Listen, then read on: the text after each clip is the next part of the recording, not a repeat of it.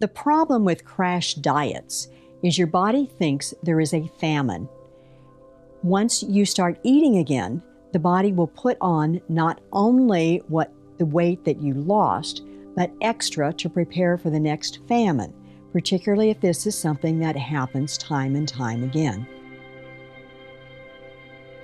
The other thing that happens when you're dieting is the most common diet says to restrict your fat intake.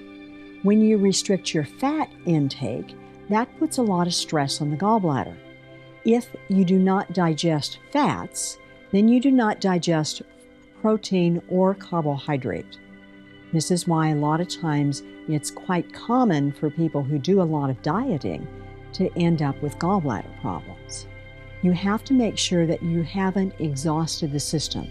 So fortunately, a lot of the diet plans now will encourage you to do a protein shake or something that contains a lot of the vitamins, minerals, and nutrients, and eat one meal a day so that you can maintain a certain amount of energy and not go into the famine depletion cycle. What I found to work best is to do a modified fasting, and that's eating predominantly fruits, vegetables for no more than 3 days a week, and you could even do that on a weekly basis.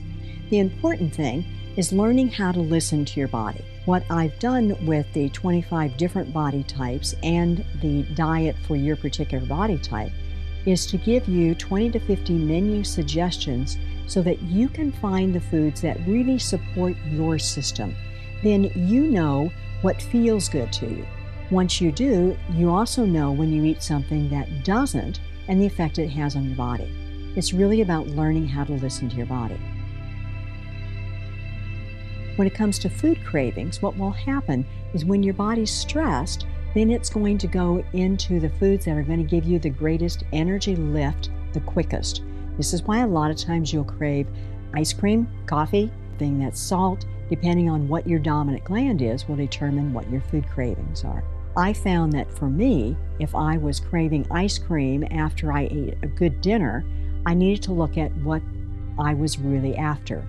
I found that what I wanted was cold and sweet, so if I ate frozen cherries instead, that satisfied me, and that gave me the sugar I needed to transport the protein across the blood-brain barrier.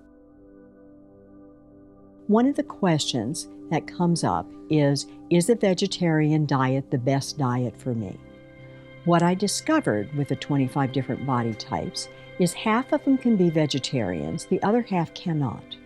The reason is the vegetarians have stronger systems and are able to convert a lot of the vegetable protein into a protein the body's able to use. The body types that are more delicate or more sensitive need a protein that doesn't require as much energy, and these are the ones that need a certain amount of protein, which can be things like fish or fowl. Other things we can look at is the nuts and seeds. You would think that nuts like almonds would be good universally. What I found in the 25 different body types is there are two types, pineal and thalamus, that do not do well with almonds. I had a patient who brought in her son. She was one who was very conscientious and was doing everything that she could to provide a healthy diet for him. One of the things she did is she was giving him almond milk. He had a skin rash that didn't clear no matter what she did. What I discovered is his body type was thalamus, and the thalamus body type has a sensitivity to almonds. The only thing she did was stop the almonds in the almond milk, and the skin rash cleared up. So sometimes not getting your children to eat what you want them to eat can be because it does not support their particular body type. Seeds. There are certain body types, like pineal, for example, that do better with seeds than they do with nuts. Knowing your body type will tell you which foods work the best for you, as well as what time of day to eat those. To determine your body type, visit my website, bodytype.com, and take the test. There's a test for men, there's a test for women. Once you do that, you will also have an ebook format of your entire profile. telling you what foods support your system, when to eat those, what exercise supports you, and also personality profiling.